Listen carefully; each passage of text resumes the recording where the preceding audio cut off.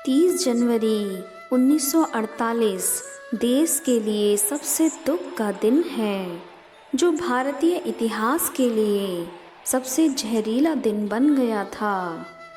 गांधी स्मृति वो जगह है जहां शाम की प्रार्थना के दौरान बिरला हाउस में 78 वर्ष की उम्र में महात्मा गांधी की हत्या हुई थी, जिनके नेतृत्व में आज़ादी की कठिन जीत मिली हो।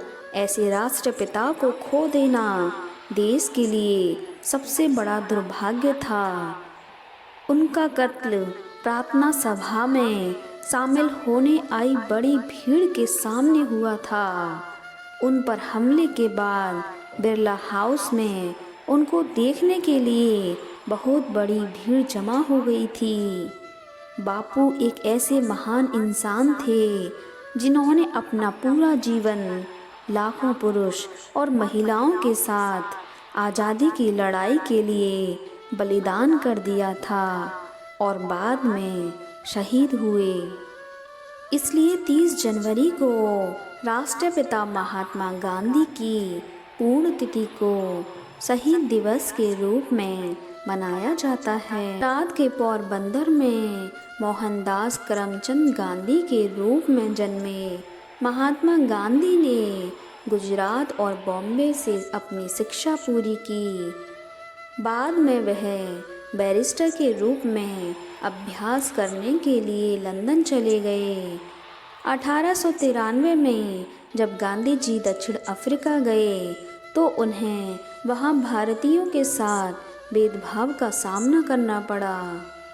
1916 में ब्रिटिश शासन के खिलाफ स्वतंत्रता संग्राम का नेतृत्व करने के लिए गांधी भारत लौट आए।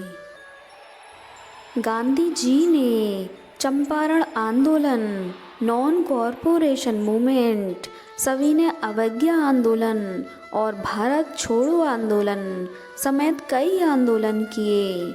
इन सब के बीच भारत छोड़ो आंदोलन भारत को ब्रिटिश शासन से मुक्त कराने के लिए सबसे बड़े और सफल आंदोलन में से एक था।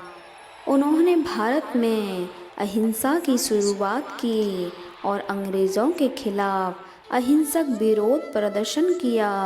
भारत को आखिरकार 15 अगस्त 1947 को महात्मा गांधी के नेतृत्व में स्वतंत्रता मिली।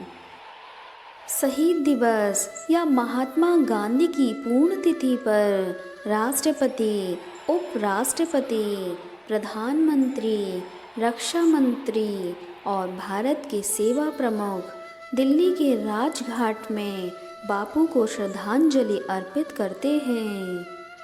सशस्त्र बल भारतीय सैनिकों को सलामी देते हैं और महात्मा गांधी और उन सैनिकों की याद में 2 मिनट का मौन रखा जाता है, जिन्होंने स्वतंत्रता संग्राम के दौरान निस्वार्थ भाव से देश के लिए बलिदान दिया।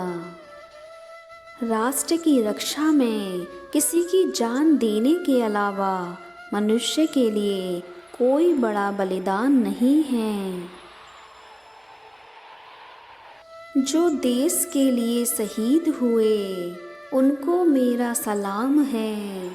अपने खून से जिसने जमीन को सींचा उन बहादुरों को मेरा सलाम है।